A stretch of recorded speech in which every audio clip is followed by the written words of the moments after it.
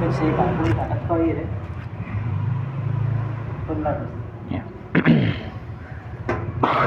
Baik, bismillahirrahmanirrahim. Alhamdulillah wassalatu wassalamu ala Rasulillah wa ala alihi wa ashabihi wa man walah wa la haula wa la quwata illa billah amma ba'd.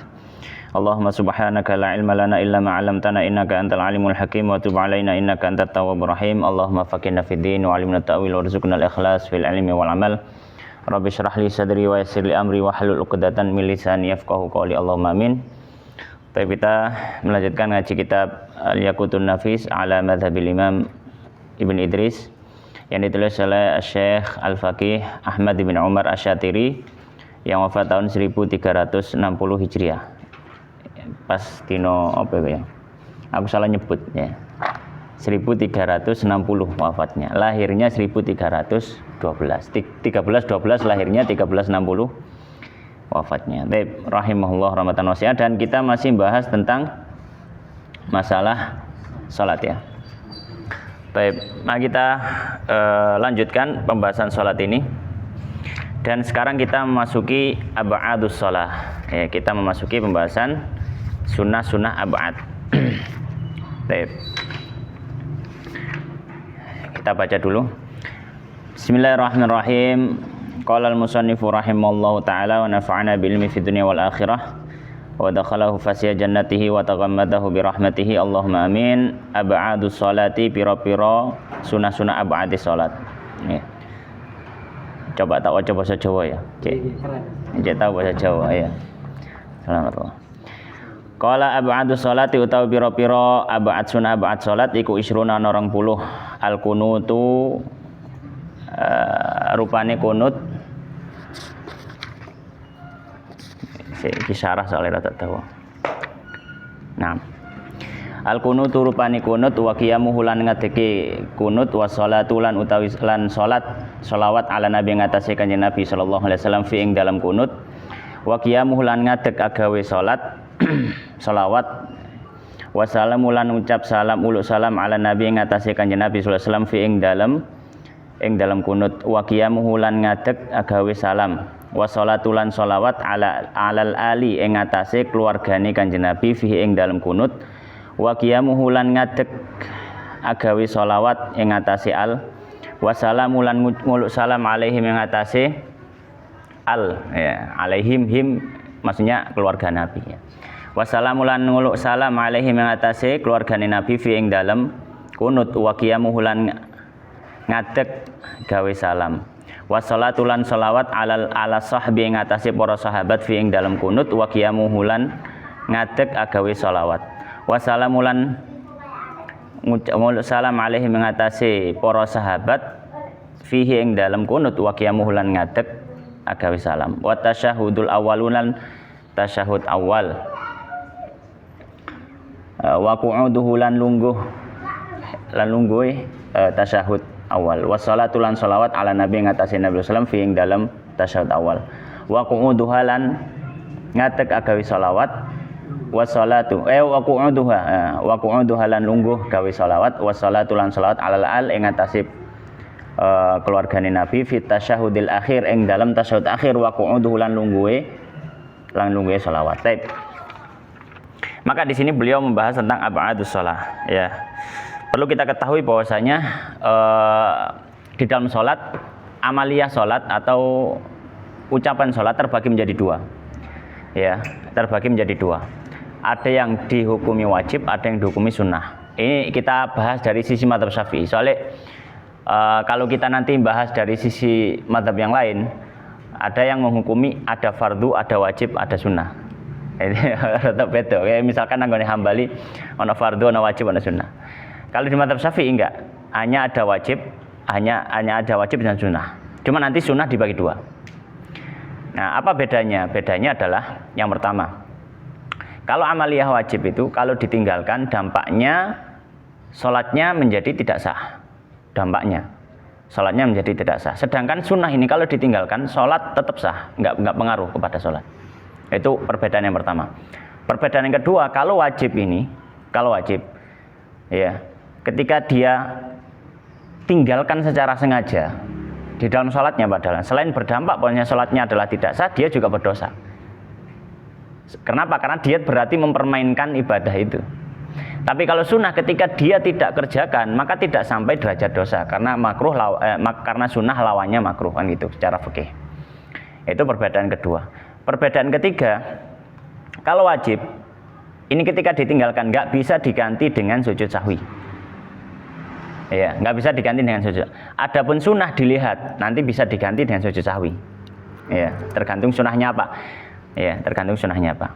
Nah, ini diantara tiga perbedaan ketika para ulama membagi antara wajib dan sunnah. Ya, jadi di dalam amalia sholat dalam pandangan mazhab Syafi'i itu kalau nggak wajib berarti sunnah. Nah, hanya saja ketika memandang sunnah para ulama fuqaha Syafi'i membagi lagi sunnah ini. Ada sunnah-sunnah yang kalau ditinggalkan itu menjadi sebab sujud sahwi. Tapi ada juga sunnah-sunnah yang kalau ditinggalkan orang nggak sujud sahwi. Malah nggak boleh sujud sahwi. Ya. Nah, sunnah sholat yang kalau ditinggalkan itu menjadi sebab sujud sahwi disebut ab'ad. Ab'ad berasal dari kata ba'dun. Ba'dun itu sebagian. Ya. Jadi seolah-olah sunnah ini adalah merupakan salah satu bagian dari sholat, tapi nggak keseluruhan. Nah, sunnah yang kalau ditinggalkan tidak menjadi sebab sujud sahwi adalah disebut sunnah hayat. Yang kalau di kitab ini disebut dengan sunanus sholah gitu saja, sunnah-sunnah sholat. Ya. Baik, nah sekarang kita bahas dulu sunnah yang ab'ad. Sunnah yang kalau ditinggalkan itu menyebabkan sujud sahwi. Dalam mazhab Syafi'i, secara umum sunnah sholat yang menyebabkan sujud sahwi cuma dua. Secara umum. Yang pertama kunut dan yang kedua adalah tasyahud awal. Secara umum, ya, kunut. Yang kedua tasyahud awal. Ini kalau dalam mazhab Syafi'i. Maka nanti akan beliau jelaskan ya secara lebih detail. Karena kunut itu punya bagian-bagian kan. Ya, kunut itu punya apa? Bagian-bagian. Dan tasyahud awal juga punya bagian-bagian. Tapi intinya adalah sunnah yang kalau ditinggalkan menjadi sebab sujud sahwi adalah kunut dan juga apa? Dan juga tasyahud awal, ya. Baik. Nah, maka beliau mengatakan Bismillahirrahmanirrahim. Qala musannif rahimahullah taala ba'dus sholati 20. Sunnah-sunnah abad sholat itu ada 20. Ya. Sunnah abad sholat itu ada 20. Al-qunut aku mang tak waca rupane. Ria jeling ngaji nang pondok. Rupane iku berarti apa? Nahu. Badal lo, Andre. Kok eling Andre? Kok ngerti, Andre? Soalnya tadi belum pas bagus. Lo apa ngaji apa? Itu mriki. Ngaji apa? Ngaji kirangan pokoknya jenengan paringi lempiran fotokopi. Tahu ngaji ngono sih aku. Nanti. Oh, aku sampai lali sing ngajar. Iya, badal. Berarti iso diwaca badal. Badal itu kan di badal itu isrun. Ya. Atau ya badal itu isrun. Jadi ada 20. Apa saja? Yang pertama kunut. Nah, yang pertama apa? Kunut. Ya, sebenarnya enggak isrun. Sebenarnya intinya cuma dua, kunut ambek tasahud. Cuma nanti kan diperinci lagi kunut, terus ngadeke, terus sholawate, terus ngadeke gawe sholawat. Itu kan terlalu diperinci, tapi sebenarnya intinya itu. Nah, yang dimaksud kunut ini mencakup kunut subuh dan kunut witir. Ya. Maka orang yang sholat subuh kemudian enggak kunut dalam mazhab Syafi'i disunahkan dia sujud sahwi. Kalau dalam mazhab Syafi'i. Orang sholat tarawih kemudian dia witir di pertengahan kedua dari bulan Ramadan, yaitu setelah masuk tanggal 16 sampai akhir Ramadan, terus kok dia nggak kunut pada waktu witir, disunahkan sujud sahwi. Maka mencakup dua kunut, yaitu kunut subuh dan kunut witir. Ya. Ini kalau dalam mazhab Syafi'i. Maka yang pertama apa? Al-qunut. Ya, al-qunut. Ya, taib. Dalilnya apa? Dalilnya ada satu hadis dari sahabat Anas bahwasanya beliau radhiyallahu ta'ala mengatakan mazalan Nabi sallallahu alaihi wasallam yaqnutu fi subhi hatta faraqat dunya. Nabi sallallahu alaihi wasallam senantiasa kunut subuh sampai meninggal dunia. Ya, ini perdebatan di antara para ulama, kita nggak mau berpanjang lebar. Intinya ini masalah ijtihadiyah. Ya. Dua-dua dalil yang diajukan oleh para ulama yang berpandangan nggak usah kunut subuh, berpandangan satunya kunut subuh, dua-duanya memiliki sisi kekuatan dalam alasannya.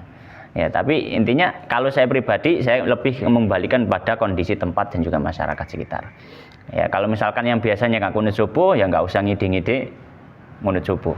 Atau misalkan yang biasanya kunut subuh, ya nggak usah ngide-ngide, nggak usah kunut subuh. Ya kunut saja, melok kunut subuh. Kalau nggak biasanya kunut subuh, ya nggak usah kunut subuh. Jadi tergantung kondisi, gitu ya. Nah, masalah ijtihad ya. Yang kedua, waqiyamuhu dan berdiri untuk kunut. Ya, dan berdiri untuk kunut. Nah, kenapa? Karena kunut itu tempatnya berdiri, makanya dia ikut. Wassalatu ala nabi dan bersalat kepada Nabi sallallahu dalam kunut. Yang ketiga, ya. Di apa namanya? Di kunut kan biasanya akhirnya apa? Wassallallahu ala nabiyina Muhammadin wa ala alihi washabihi wasallam. Kan ini ya, akhirnya. Nah, itu masuk bagian daripada doa kunut karena dalam apa namanya satu riwayat disebutkan ada tambahan sholawat, ya, ada tambahan sholawat, itu riwayat Nasai. Waqiyamuhu dan berdiri untuk sholawat, berdiri untuk apa? Sholawat. Wassalamu dan mengucap salam ala Nabi, ya, pada Nabi sallallahu alaihi wasallam. Kenapa? Karena ya sholawat selalu diiringi dengan salam kepada Nabi, ya. Karena Allah SWT dalam Al-Quran memerintahkan ketika memerintahkan sholawat juga memerintahkan apa? Salam. Waqiyamu dan berdiri untuk salam, ya ini gandengannya mesti. Wassalatu alal al dan salat kepada keluarganya Nabi, ya. Sebagaimana salat Ibrahimiyah, ya. Makanya dalam kunut yang masyhur, kunut subuh, ya masyarakat.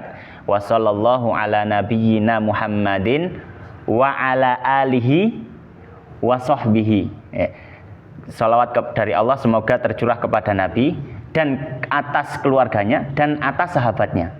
Wasallam dan semoga keselamatan. Nah, itu. Jadi semuanya disebutkan di sini. Waqiyamuha dan berdiri untuk salat kepada keluarga Nabi. Wassalamu alaihim dan mengucap salam kepada keluarganya Nabi. Makanya tadi terakhir tadi wasallam dan semoga keselamatan. Kayak sapa ya semuanya tadi yang sudah disebutkan.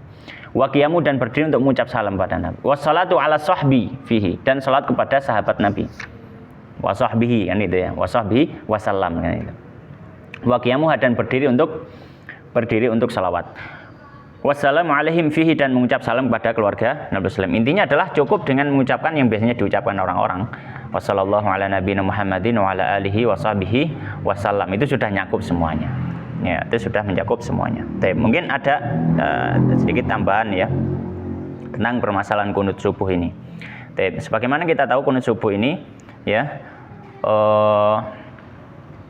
adalah doa yang dibaca setelah setelah bangkit dari ruku, ya, di rakaat kedua waktu sholat subuh. Nah, dan para ulama menyampaikan dan kunut ini hukum asalnya nggak harus dengan doa tertentu. Hukum asalnya nggak harus dengan doa tertentu. Bahkan doa dengan singkat nggak ada yang masalah. Intinya para ulama mengatakan yang penting ada sana wa doa. Yang penting ada pujian kepada Allah dan juga doanya. Intinya itu.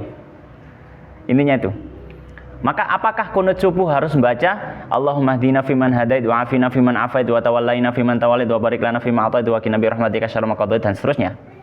Enggak harus. Tapi disunahkan baca doa itu.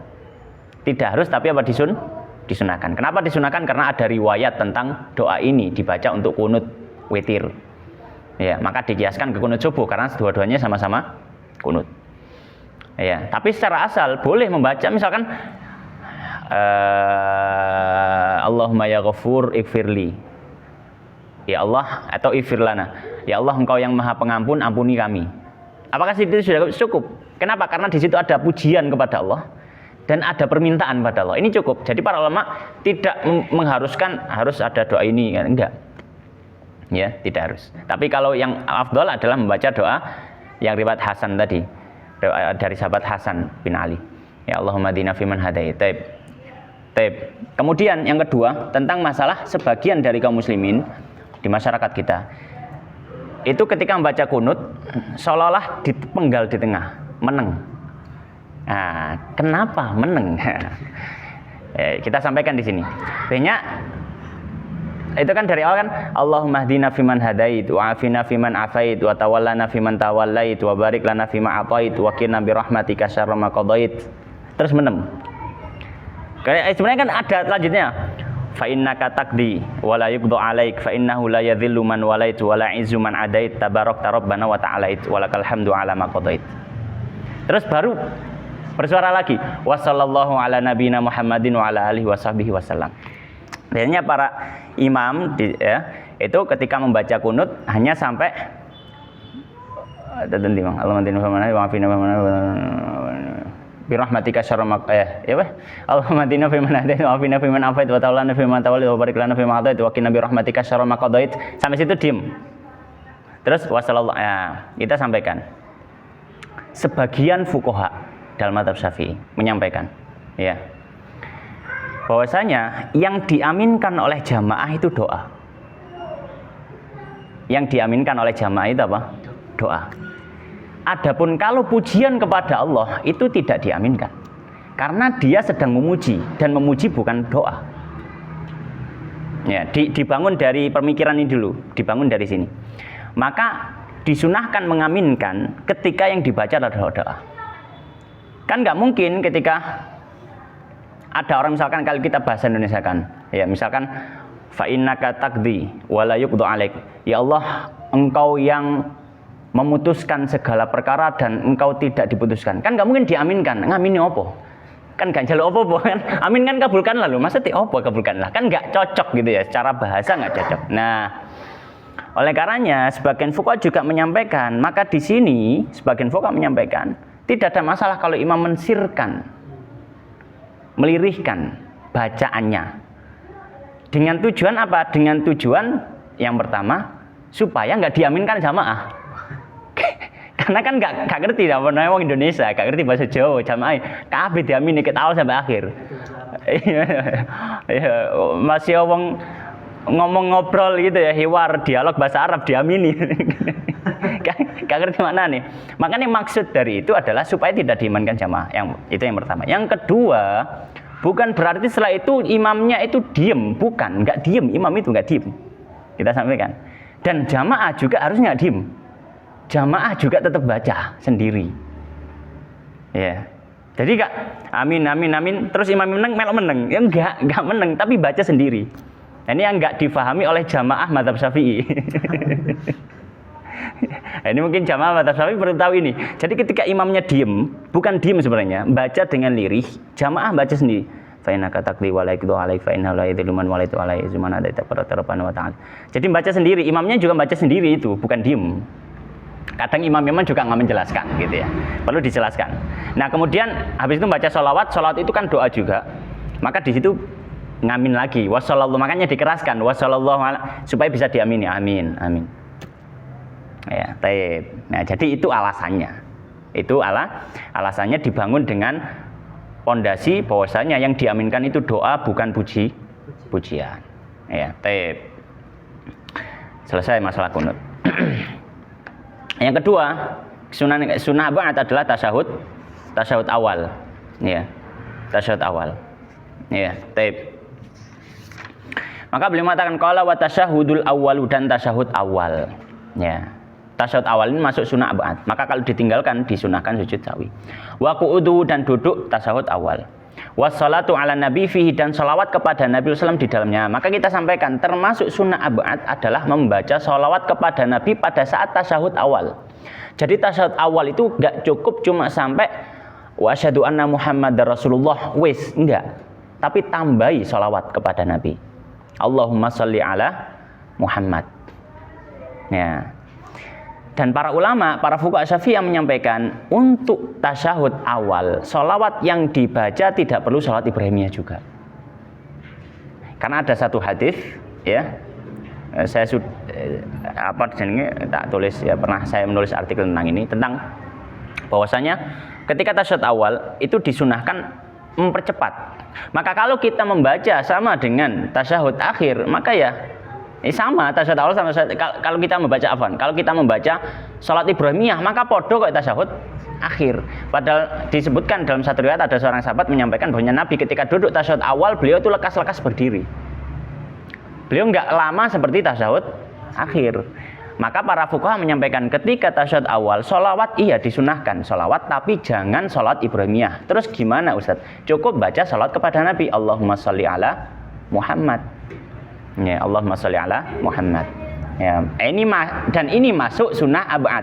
Maka orang tasyahud ini juga masalah. Kadang orang duduk tasyahud awal, dia baca cuma sampai asyhadu alla ilaha illallah wa asyhadu anna muhammadar rasulullah, selesai. Kemudian langsung berdiri. Kita katakan kalau seperti itu, hukum asalnya nanti disunahkan sujud sahwi. Karena dia belum baca sholawat kepada Nabi pada saat tasyahud awal. Baik, wa qu'uduha, dan duduk untuk sholawat kepada Nabi di tasyahud awal, jelas ya. Nah, kemudian ada tambahan terakhir di sini. Beliau mengatakan wassalatu 'alal al, dan bersolawat kepada keluarga Nabi fi tasyahud al-akhir, dalam tasyahud akhir. Perlu kita sampaikan. Sholawat kepada Nabi di tasyahud akhir itu rukun, fardu. Maka kalau orang nggak baca sholawat setelah tasyahud akhir, maka ini bisa membuat sholatnya nggak sah. Tapi kalau sholawat kepada keluarga Nabi dalam tasyahud akhir itu hukumnya sunnah ab'ad. Hukumnya sunnah ab'ad. Ya. Ya, dibedakan. Salat kepada Nabi dan salat kepada keluarga Nabi. Salat kepada Nabi pada saat tasyahud awal dia hukumnya sunnah. Tasyahud akhir hukumnya rukun, wajib.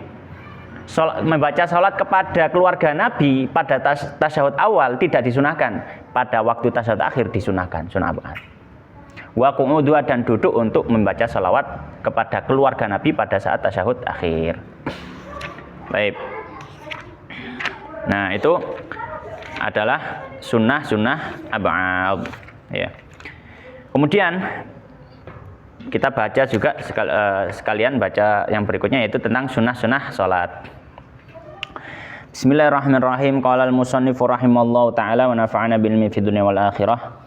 Sunanus sholati utawi iki iku pira-pira sunai salat. Nah, sunnah salat di sini yang dimaksud adalah sunnah hayat. Jadi sunnah ini yang dimaksud adalah sunnah hayat, yaitu apa? Ketika ditinggalkan tidak disunnahkan sujud sahwi. Ketika ditinggalkan tidak menjadi sebab sujud sahwi. Ya. Bahkan kalau misalkan dia sujud sahwi karena sunnah ini dan dia tahu hukumnya, bisa membatalkan sholat karena menambahi gerakan sholat. Ya. Maka beliau mengatakan sunanus sholati utawi pira-pira sunai sholat iku kathiratun akeh. Ya.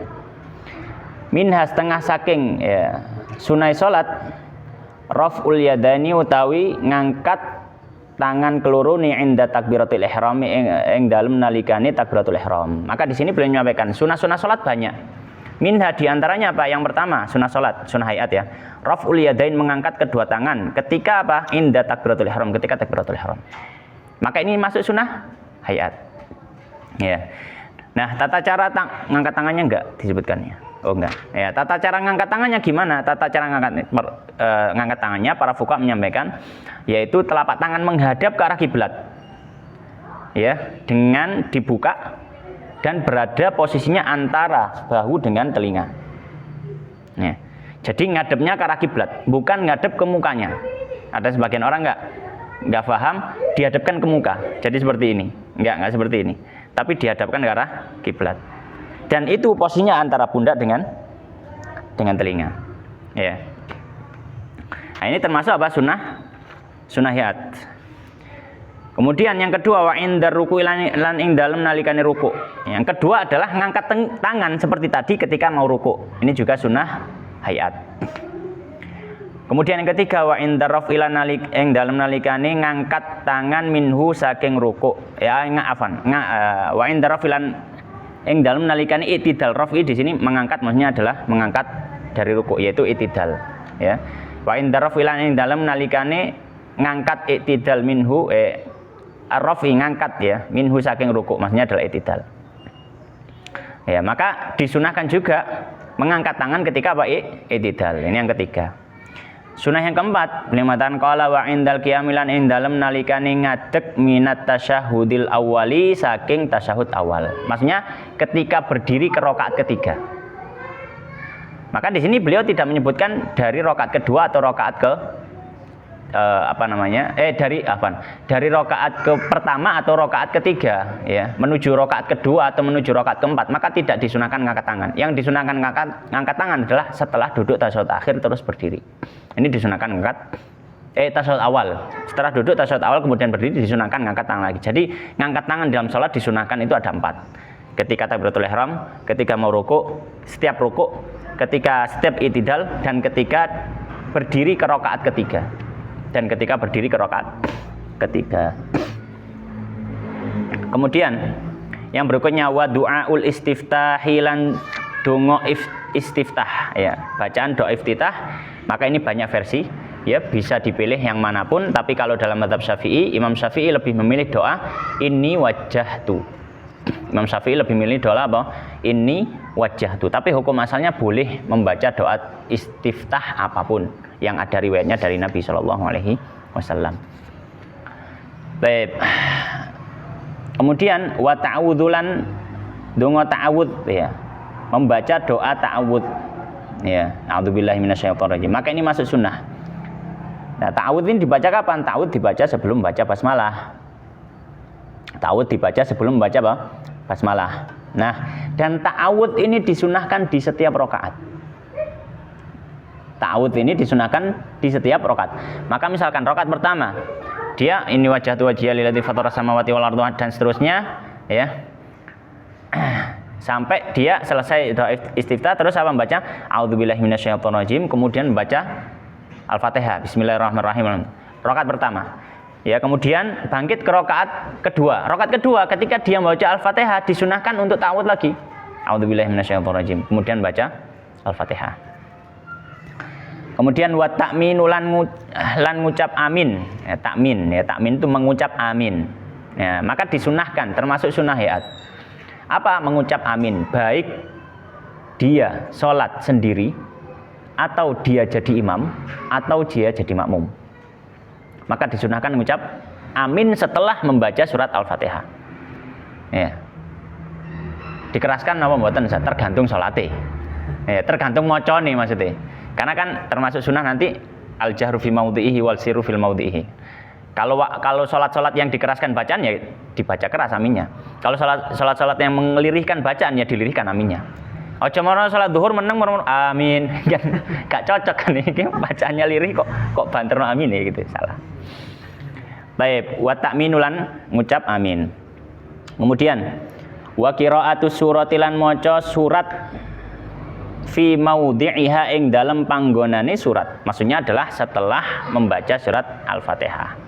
Ya. Di tempatnya yaitu adalah pada rakaat pertama dan rakaat kedua. Ya, fi maudhi'iha ya.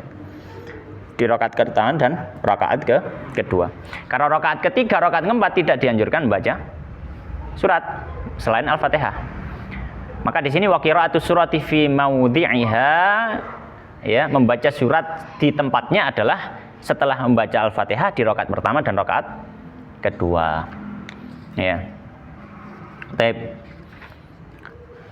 Kemudian boleh mengatakan qala wal jahrulan banterake swara wal israulan lirihake swara fi maudhi'ihima ing dalem panggonan kelurune, yaitu mengeraskan atau melirihkan bacaan di tempatnya masing-masing. Maksudnya gimana di tempatnya masing-masing? Ya kita tahu kalau mengeraskan bacaan itu sholat apa? Sholat subuh dan sholat maghrib dan sholat isya. Ini mengeraskan. Melirihkan sholat zuhur dan sholat asar. Ini maka lirih. Dan ini hukumnya sunnah. Ini hukumnya apa? Sunnah. Maka kalau orang balik, maksudnya nggak ngikuti ini. Misalkan apa? Dia sholat zuhur dikeraskan bacaannya. Misalkan imam zuhur, Allahu Akbar, moro-moro, Bismillahirrahmanirrahim, Alhamdulillahirabbil alamin. Sholat zuhur ini, ya. Maka kita katakan sholatnya tetap sah, nggak ada masalah. Ya, cuma menjadi berkurang pahalanya karena dia melanggar salah satu sunnah dalam sholat. Tapi apakah mempengaruhi keabsahan? Enggak ada masalah. Mas tahu diimami imam pernah ya? Pas SMP. Oh, tahu SMP. Aku tahu ya, aku tahu. Aku tahu. Ya, beliau kita makmum moro-moro salat zuhur ya. Moro-moro Bismillahirrahmanirrahim. Alhamdulillah. Mungkin kok banter gitu. Ya, enggak boleh subhanallah. Kenapa? Ya boleh afan. Boleh menyampaikan subhanallah boleh karena dia melanggar kesunahan dalam sholat. Tapi bukan berarti itu kemudian imam memaknai sujud sahwi, enggak, supaya dijelaskan ya. Tapi boleh mengingatkan subhanallah, enggak ada masalah. Tapi kalau diam juga enggak ada masalah gitu. Baik. Wal jahr wal israr fi maudhihima. Kemudian ada kaidah umum. Ada kaidah. Apa kaidah umumnya? Disunahkan juga mengeraskan bacaan pada sholat-sholat yang ada di malam hari. Dan disunahkan melirihkan bacaan di sholat-sholat di siang hari. Nah, ini berlaku nggak harus sholat wajib, termasuk sholat sunnah. Contoh misalkan, kalau sholat tahajud, ya, maka di sini sholat tahajud adalah sholat malam, maka diperbolehkan, dianjurkan untuk agak mengeraskan bacaan. Agak mengeraskan bacaan. Dan yang dimaksud mengeraskan di sini bukan berarti harus keras, enggak. Para ulama menyampaikan batas minimal sudah disebut mengeraskan itu adalah ketika bisa terdengar pada dirinya sendiri dan orang yang berdiri di sampingnya. Itu sudah ada yang keras. Minimal itu. Minimal itu. Ya. Dan kalau misalkan sholat yang sifatnya siang hari, maka dilirihkan. Ini hukum asal, tapi ada kondisi-kondisi yang dikecualikan. Ini hukum asal, tapi ada kondisi yang dikecualikan. Misalkan, nopo Ustadz? Misalkan sholat Jumat, awan tapi kudu banter kalau lirih. Ya. Atau misalkan sholat Id, keras, ya dikeraskan. Sholat Id, sholat istisqa, sholat hujan, dikeraskan. Oh, padahal siang hari, iya, tapi ini keluar dari kaidah pengecualian. Baik, berikutnya. Qala wa takbiratul intiqalati lan pira-pira takbir intiqal. Takbir intiqal itu apa? Bertakbir setiap kali berubah posisi sholat. Dari berdiri ke ruku, dari berdiri ke sujud, dari sujud ke duduk, dari duduk ke sujud. Ini namanya pergerakan sholat. Nah, setiap pergerakan sholat disunahkan bertakbir. Disunahkan apa? Bertakbir. Allahu Akbar. Nah, ini masuk sunnah apaan? Termasuk sunnah sunnah hayat. Sunnah yang tidak disunahkan sujud sahwi. Ya. Kecuali i'tidal ya. Kecuali i'tidal. I'tidal kan sami Allahu liman hamidah. Kemudian beliau mengatakan qala wa nadharu maudhi'is sujudi, ya. Wa nadharu lan deleng maudhi'is sujudi panggon sujud. Disunahkan juga dalam sholat melihat ke arah tempat sujud meskipun sholatnya di depan Ka'bah. Karena sebagian ulama mensunahkan kalau di depan Ka'bah sunnahnya ngadep Ka'bah, jangan ngadep tempat sujud. Tapi dalam mazhab Syafi'i dimanapun sholatnya meskipun di hadapan Ka'bah sunnahnya ngadep tempat sujud. Sunnahnya ngadep tempat sujud. Ya, karena ada riwayat dalam hal itu. Kemudian wa wad'ur rahataini, ya. Wa wad'ur rahatani lan deleh rong delamaan tangan ala rukbataini ing ngatasé rong dengkul fir ruku ing dalam ruku. Nah, sunnah berikutnya adalah meletakkan apa jenenge rahatan ini apa? Telapak tangan, roha ini telapak tangan. Telapak tangan di atas lutut pada saat ruku. Nah, ini ditepatkan ya. Jadi telapak tangan yang ini bagian dalam ditepatkan di lutut. Ini ketika apa? Ruku. Kemudian wa tasbihur ruku'i lan ngucap tasbih ruku' wa sujudi lan sujud. Maksudnya tasbihnya ruku' dan tasbihnya sujud ini apa? Doa ruku' dan doa sujud. Karena doa ruku' dan sujud itu kan tasbih. Subhan rabbiyal azim sama subhan rabbil a'la. Ya, maka ini juga sunnah baca ini. Wal iftirashu lan lungguh iftiras fi kulli julusin ing dalam saben lungguh lam yaqubhu kang ora teka sak marine lungguh apa salamun salam. Ya. Sunnah berikutnya adalah duduk iftiras. Duduk iftiras apa? Duduk seperti tasyahud awal, itu duduk iftiras.